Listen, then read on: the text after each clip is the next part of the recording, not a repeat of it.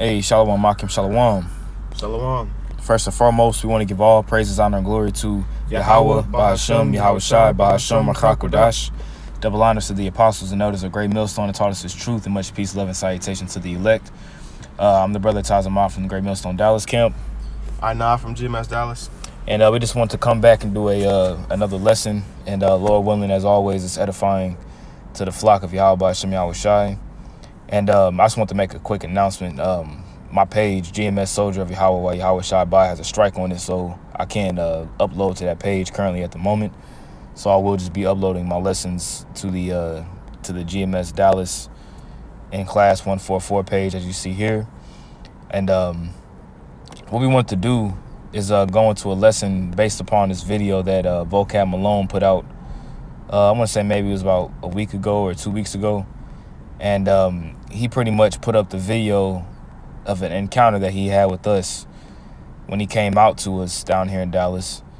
And, you know, the video is called No One Can Answer. So it's pretty much he edited the video to whereas he has lots of so-called unanswered questions that haven't been answered that he would ask us at the highways and byways. But he doesn't show the video of him sitting down on the side, you know, because he couldn't deal with us in the scriptures, man. Mm-hmm. And Vocab Malone, he's a demon set up, all right, to try to infiltrate and spread division, okay? And he really doesn't know the scriptures like that, you know. So there was a particular part here at the 25-minute and 15-second mark where it's round 9, as he's calling it. Pretty much he's saying all the questions and rounds that he has, nobody can answer the questions in regards to the questions that he's asking. So this particular question, it says, who is the king of modern Israel? Okay, who is the king in modern Israel? In which we'll get the precepts. Okay, we're going to get the precepts to prove the scriptures, man, and to prove the prophecies at the end of the day. Did you have anything you want to start off with or anything you want to say? No, we can go into it. We already know Vocab Malone's a scoffer, and he's set up, you know, to be an agent provocateur, you know, but our position is to defend the gospel, so that's what we're going to do. God, that's right. So actually, before we play the video, the first scripture that I want to grab real quick here actually is in the book of Ecclesiastes, chapter 1, verse 9. It says, the thing that hath been, it is that which shall be, and that which is done, all right, and that which is done is that which shall be done, and there is no new thing under the sun. All right, so there's no new thing under the sun. And with that being said, the prophecies that Yahweh Bahashem Yahweh Shai has for the children of Israel, for us to go into captivity and for our king to go into slavery. All right, when you read in the curses of Deuteronomy 28 verses 15 through 68, doesn't just fit the times that we've been here in America. Now, a large portion of those prophecies do fit us being in America, but some of those prophecies that are written didn't happen in America. Some of those prophecies also reference 70 AD. You see, when it talks about how, matter of fact, let's grab an example real quick. We'll get the book of Deuteronomy 28, and let me find it real quick. Salakia. Let's see, Deuteronomy 28. Which part you looking for? Where it says that another nation as swift as a bird, as swift as an eagle. Okay. Let me just type in swift eagle real quick. Yes, 49. Okay, count the water. Deuteronomy 28 and 49. This is an example, and this shows you how low level Vocab Malone is. All right, this is Deuteronomy 28 and 49. Yahweh shall bring a nation against thee from far, from the end of the earth, as swift as the eagle flieth, a nation whose tongue thou shalt not understand, a nation of fierce countenance, which shall not regard the person of the old, nor show favor to the young. And he shall eat the fruit of thy cattle and the fruit of thy land until thou be destroyed, which also shall not leave thee either corn, wine, or oil in the increase of thy kind, and flocks of thy sheep, until he hath destroyed thee. And he shall besiege thee in all thy gates, until thy high and fenced walls come down, wherein thou trustest throughout all thy land, and he shall besiege thee in all thy gates throughout all thy land, which Yahweh thy power hath given thee. And that's going into what? That's going into this time of 70 AD when we were besieged by the Romans, man. In 66 and 70 AD. That prophecy there didn't take place when we was here in America. Right. That happened back 2,000 years ago, man. God. You know, so there's certain prophecies and certain curses that have that the Lord said would happen to us that took place already. You see that? So that's a particular example in Deuteronomy 28 and 36, which we'll read it first and then we're going to play the video. It says, Yahweh shall bring thee and thy king, which thou shalt set over thee, unto a nation which neither thou nor thy fathers have known, and there shalt thou serve other gods, wood and stone. All right, now I'll just read it first. We're going to play the video, then we're going to go back and read it again and break this down. Did you have anything? Man, there's a bunch of precepts, but you probably got them all lined up, so go ahead, bro. Okay, so yeah, we're just going to play the video real quick here, then we're going to go back and read it again. No, I'll ask you a question. Hey, in that same part, in that same part, who was the king who was set over Israel who came across? Who was the king who came on that ship? Who was? All right, so first and foremost, when you go into the prophecy, did we not just hear Vocab Malone say who's the king that went on the ship? Right. Did he not just say that? So he's mixing two scriptures together. Yeah, exactly. Go ahead. Because I was gonna say, because we were holding up the sign of the slave ships. Mm-hmm. So you can't say that, what is that, verse 36 mm-hmm. is equivalent to verse 68, because they're talking about two different instances right there. Right. I mean, but the thing is, even when you want to go a step deeper into it, it can be the same. It can be the same, because at the end of the day, the same kings, through reincarnation, mm-hmm. those kings came back mm-hmm. and have went into slavery on cargo slave ships too. Right. Right. So, but this point here in Deuteronomy 28 and 36, this happened throughout periods of time. Right. It's not just one instance where it was just one time where one of our kings was going to go into slavery with us, and that's only an occurrence for one time. No, that happened in multiple times, man, and we have examples in the scriptures to prove it. So let's continue.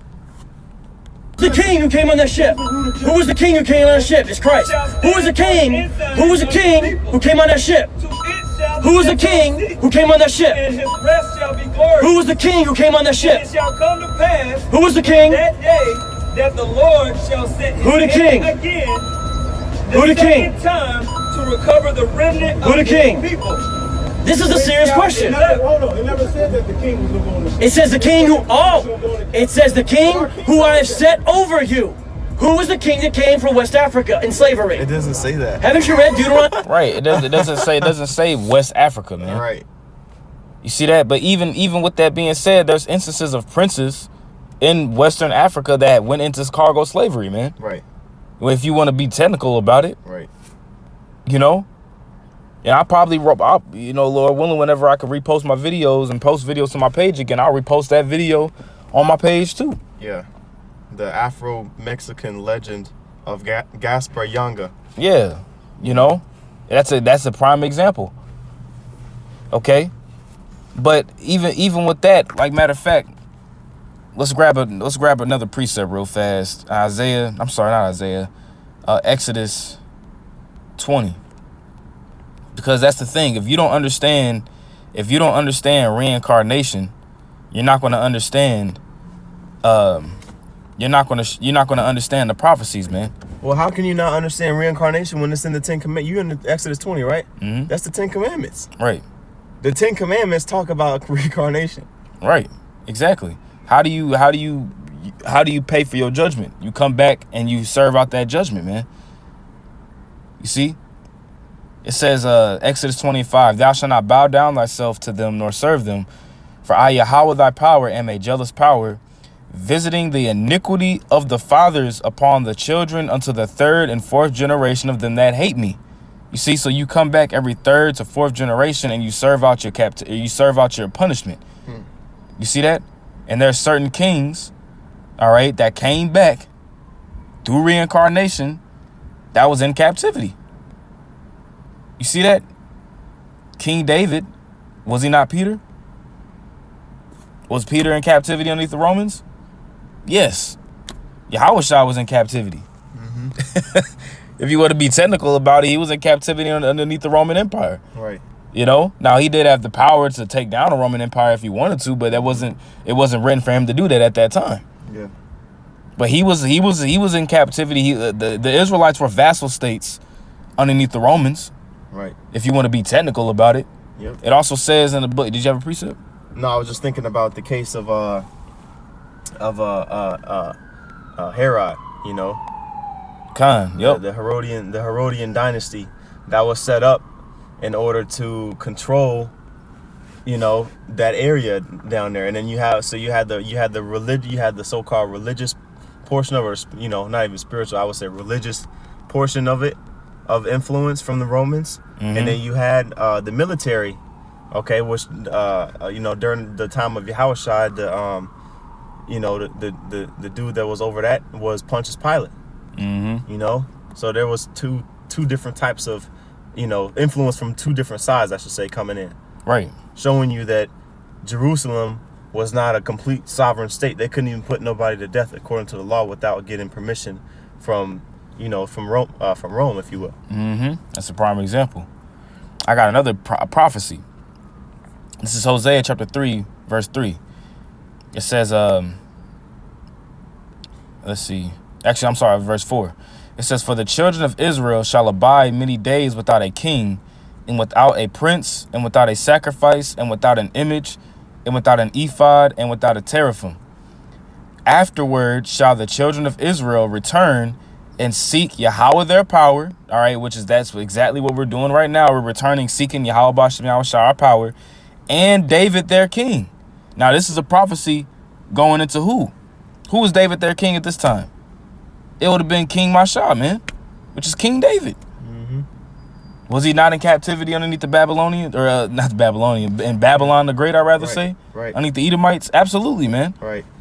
But the thing is, if you don't believe in reincarnation, which we know that Vocab Malone doesn't believe in reincarnation, then these prophecies that you're reading are going to go completely over your head, man. Right. Because there's physical instances that are written about in the scriptures about our kings going into captivity, as well it's a spiritual instance too.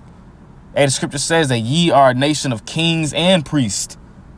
Y'all talking about the nation of Israel. So if we're kings and priests, as the prophecy states, are we not in captivity right now?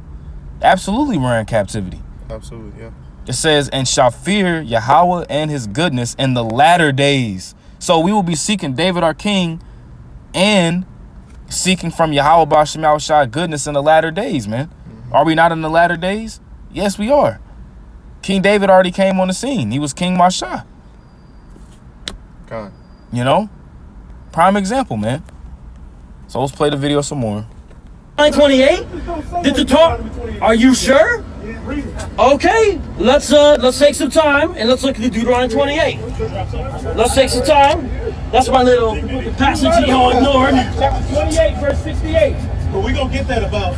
All right, we are going to Deuteronomy 28 right now. Even though they didn't fulfill 68. So 68 is irrelevant then to determine who's an Israelite. You see what you're saying? Egypt again with ships by the way whereof I spake unto thee. Right, now the scriptures report the verses that your buffalo will be Wait, taken. can you pause that, bro? What does that I'm mean? sorry. He said verse 68 is irrelevant to determine who's an Israelite. The whole chapter is talking about Israel. Right. So you would know for the most part who the Israelites are based upon what would happen to them in the latter days according to the prophecies. Like what? Where do you get this logic from, bro? Like, come on. Like they say in that movie Star Trek, your resistance is futile. Man, everything that you try in Vocab alone, you kicking against the pricks, man. Your resistance is futile against Yahweh Bashem Yahushua. Right. That's why it took you 6 months to edit this video. Yeah, it took you 6 Probably months. more than that. Yeah, you know, and then when he came down here, it was a complete bloodbath. Man, bro. You know, and he knows that. That's why him. All right, Jesus is the word. Yeah, Jesus is the word. T-Dub. All these individuals, when they came down to us through the spirit and the power of Yahweh Bashem Yahushua, got slaughtered, man. completely butchered and manhandled. Right. Israelites that live have to have a buffalo, and you chilling with the buffalo. Everybody got a buffalo. That's not how. That's some nervous laughter, gentlemen. That's some nervous laughter right there. 28, verse 36. And the Lord shall bring thee into Egypt again with ships by the way whereof I spake unto thee. Now it's going into Deuteronomy 28:68 and Revelations the 11th chapter. Right. But I just want to stick to the point of who was the king that went in captivity. So let's go now to 2 Kings 17 and start at verse 1. Okay. Can we read it? Mm-hmm. All right. This is 2 Kings chapter 17, verse 1. It says, in the 12th year of Ahaz, king of Judah, began Hoshea, the son of Elah, to reign in Samaria over Israel 9 years. Right. Now this is already, the kingdom has already been split. All right. Ahaz was the king of Judah. Hoshea was the king of Israel. Right. The northern kingdom. Go ahead. It says, he did that which was evil in the sight of Yahweh, but not as the kings of Israel that were before him. Mm-hmm. Against him came up Shalmaneser, king of Assyria, and Hoshea became his servant and gave him presents. Right, pretty much meaning that the northern kingdom of Israel became a vassal state to the king of Assyria, to Shalmaneser, the fifth. All right, and it says that Hosea became a servant and gave him presents, meaning that we had to pay tribute to the king. All right, whatever it was, 1,000 talents of silver, whatever the case was, we had to pay the tribute. Go ahead. It says in verse 4. And being under vassal, matter of fact, being under yeah, I got Wingstop last night, don't judge me. All right. So being under let's get that word vassalage, all right? Yeah, let me see here. Vassalage, all right? I got it right here. It says vassalage. The state of being a vassal. The homage, loyalty, and service required of a vassal. Dependence, servitude, Yeah. or subjection. Lands held by vassal, a body of vassals. Okay? Yep. Let's get some sentences. Or synonyms, actually. A synonym. Servitude, bondage, slavery. Yep. So when you're a vassal underneath somebody else or a different kingdom, you are pretty much that kingdom's servant. Yep. Because you're paying them tribute. Just as we pay taxes to the Edomites and their government, to their system now, it's because we are in servitude to them. Same thing, man. Yep. Okay? Exactly. Go ahead. Yeah, because I went into that word servant in verse 3, and that Hebrew word there is ibad, which means going the same things, slave, That boom. somebody who you under their jurisdiction now. Now, but now what's he gonna say? Well, it says that you would go into a land that you didn't know to serve gods of wood and stone. They didn't do that at their time. They were just a vassal state. But let's keep going. Continuing on in verse 4 says, and the king of Assyria found conspiracy in Hoshea, for he had sent messengers to So, king of Egypt, and brought no present to the king of Assyria as he had done year by year. Therefore, the king of Assyria shut him up and bound him in prison. Pretty much meaning that Hoshea was making a pact with Egypt to try to come up against the Assyrian kingdom, because in the beginning, Sennacherib, which was Shalmaneser the fifth's father, set up Hoshea as the king, because Hoshea was King Pekah's general, which Hoshea killed King Pekah. So when Sennacherib was on the scene, him and Sennacherib they were kind of cool with each other.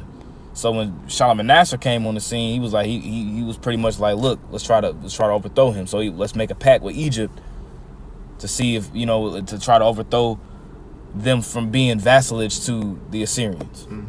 So the king figured that out. And what happened? Go ahead. Verse 5. Then the king of Assyria came up throughout all the land and went up to Samaria and besieged it 3 years. All right, so he besieged the land for 3 years. Pretty much it was martial law. Go ahead. Yep.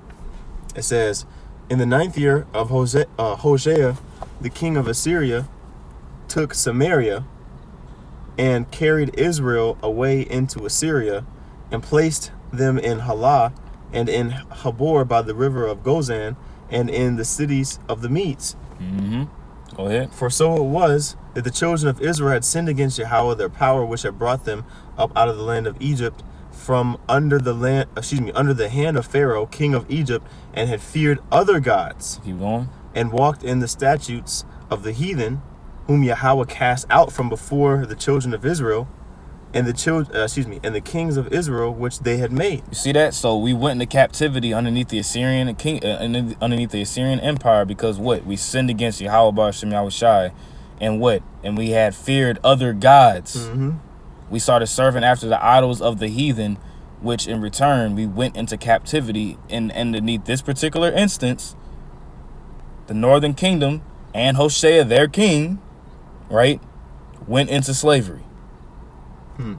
Bringing that prophecy to pass for that particular time. All right. So let's move over to the next one. You can get 2 Kings 24. And start at verse 8.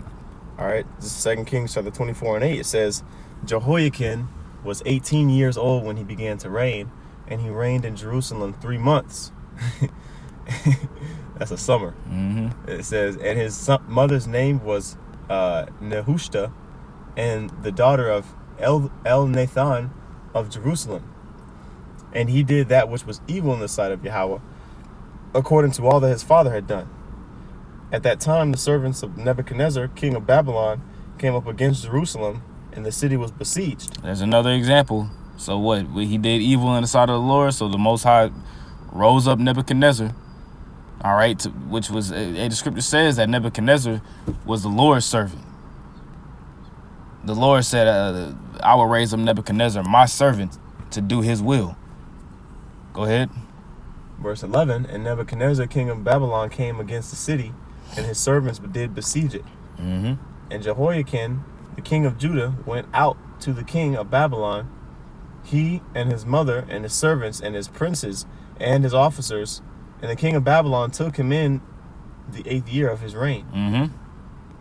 And he carried out thence all the treasures of the house of Yahweh and the treasures of the king's house, and cut in pieces all the vessels of gold which Solomon, king of Israel, had made in the temple of the Lord, as Yahweh had commanded, as Yahweh had said.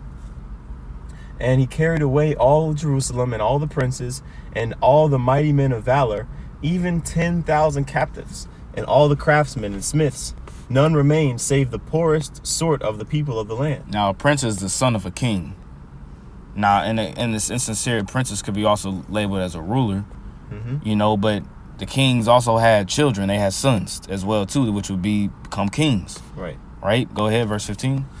It says, verse 15, and he carried away Jehoiakim to Babylon. Now, was not Jehoiakim the king?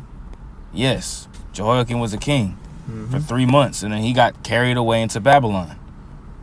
He became a slave. Go ahead. It says, and the king's mother, and the king's wives, and his officers, and the mighty of the land, those carried he into captivity from Jerusalem to Babylon. You see that? So that he went into captivity underneath the Babylonians, man. And then what happened? Yeah, Zedekiah come up on the scene, which Nebuchadnezzar raised him up to be. Nebuchadnezzar pretty much set him up to be the king in the stead of Israel. That's another example of that prophecy in Deuteronomy 28 and 36 coming to pass. All right. So let's grab another one. There was another. What was it? Jeremiah 52 and Jeremiah 39. Yeah, same thing. Okay, yeah, let's get Jeremiah 39. Okay. This is Jeremiah chapter 39. We'll start at verse 5. Or verse 4. You can start at verse 5. All right. Jeremiah 39 and 5 says, but the Chaldeans' army pursued after them and overtook Zedekiah in the plains of Jericho. And when they had taken him, they brought him up to Nebuchadnezzar, king of Babylon, to Riblah in the land of Hamath, where he gave judgment upon him. Mm-hmm. So Nebuchadnezzar carried, you know, he caught them. They were obviously in a skirmish or a war, you know, and he was overtaken, man. Zedekiah was overtaken. Which means that the whole kingdom was overtaken. Man, what happens when you playing chess? Right. You can lose that queen, and you'll be hurt, but technically you still in the game as long as you got that king. When that king is took, game over. Game over, man. And no matter how many pawns and bishops and rooks you got. Game over. Checkmate. Right. It says in verse 7, verse 6, then the king of Babylon slew the sons of Zedekiah in Riblah before his eyes. Also, the king of Babylon slew all the nobles of Judah.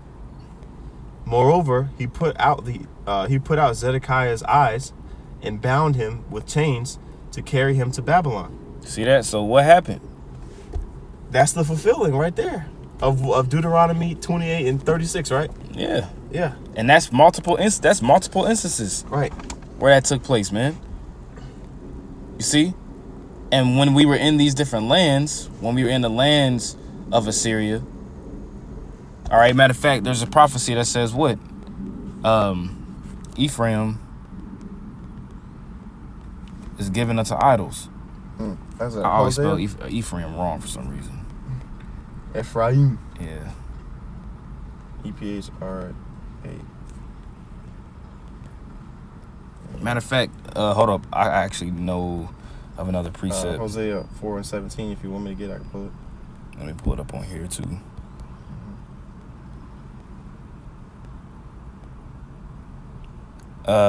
Go ahead and you said Hosea 4 and 17? Yeah, I can read it if you want. All right. Hold on. Cause there's Verse 16 is good too. Hosea 4. 16, right? Or 17. Ephraim is Okay. joined to idols. Yeah, go ahead and read that. Hosea 4 and 17. Ephraim is joined to idols. Let him alone.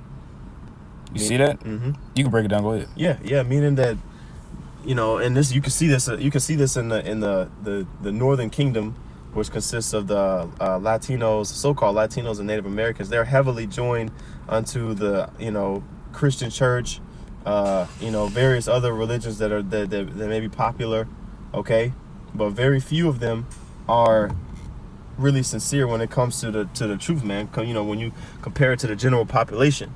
And so that's why you're going to have a lot of so-called Latinos and Native Americans being put to death, man, in these times to come. And they're going to suffer straits before they go into, perish in these various manners. Because the Most High is like, look, y'all are gone, man. Like Jeremiah says, they're revolted and gone. Right. That's right. The whole head is sick. Mm-hmm. As Isaiah said. Mm-hmm. There's one particular that I'm looking for. I know it's in Hosea somewhere. Let's see. And who was the first to go into captivity? As far as kings are concerned, it was the Northern Kingdom. Right. Which we read about that 2 Kings 17th chapter. Mm-hmm. And Judah, the kingdom of Judah stuck it out a little bit longer with the Most High, but they ended up going in as well in the 24th and the 25th chapter of 2 Kings. Mm-hmm. Do we want to get that in 2nd Ezra? Check this out real quick. Okay. It's Hosea chapter 9 verse 3. Hosea chapter 9 verse 3. They shall not dwell in Yahweh's land. But Ephraim, which we know Ephraim is the head of the northern tribe, but Ephraim shall return to Egypt. Oh yeah. And they shall eat unclean things in Assyria. So when did Ephraim go back to Egypt to serve captivity? Right. This is spiritually talking about America. Right. You see that? Right. So we read it again. But Ephraim shall return to Egypt, and they shall eat unclean things in Assyria. Mm-hmm. You see that? And so, they didn't come over here. Well, you had some. You did have some. The Northern Kingdom that were traded during the transatlantic slave trade. Mm-hmm. But by and large, as far as the indigenous people that came over here, which is written about in 2nd Ezra, the 13th chapter, Lord willing, we'll get. that was not, those were not slave, they weren't slave ships. They were fleeing captivity, but they weren't carried away as captives and slaves by another nation to serve captivity in that land at that time. They were chilling for hundreds and hundreds of years before Esau poked his nosy ass over here to to basically slaughter 90+% of the population. Right. To fulfill prophecy. Right. You see that? I'm gonna grab another one real fast. Isaiah 39:5. Then said Isaiah to Hezekiah, hear the word of Yahweh of hosts.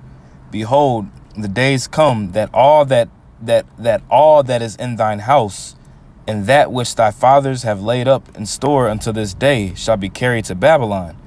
Nothing shall be left, saith Yahweh. And of thy sons that shall issue from thee, right now this is Isaiah talking to King Hezekiah, and of thy sons that shall issue from thee, which thou shalt beget, shall they take away, and they shall be eunuchs in the palace of the kings of Babylon. Right. You see that? Right. And when was this? When did this take place, man? This took place when you look at the time of Daniel, Shadrach, Meshach, and Abednego, or Hananiah, Azariah, and Mishael. They were eunuchs in Babylon because they came from that royal line of Judah. Yep. Now you had Daniel, Shadrach, Meshach, and Abednego, which, they walked according to the ways of the Lord. But you had our people that was following after the gods of the Babylonians too. Yep. At that time. Most of them were. Most of them was, man. And that word eunuch in the Hebrew is sarayas. All right, sarayas. And when you read it down here in the lexicon, hold on one second.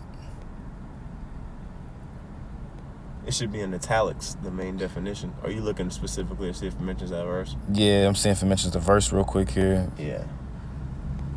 But it says a eunuch. It says, because we know one eunuch also is one that's castrated. But we know that Daniel, Hananiah, Azariah, Mishael wasn't castrated. All right, because if you're castrated, you can't come into the court of the Lord. But when you go down here, let's see. Let's go down to number 2. It says, any minister of the court, although not castrated. You see that? But they were ministers of the court. That's why Daniel, Hananiah, Azariah, Mishael, what happened? They became higher level officials within the Babylonian Empire. You see that? But they were pretty much acting as kings. Daniel had the authority of a king. Didn't say he was president? He was a president. Yeah.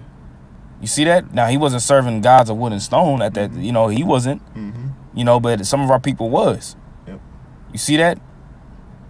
But of that royal line, we went into captivity, man. Right.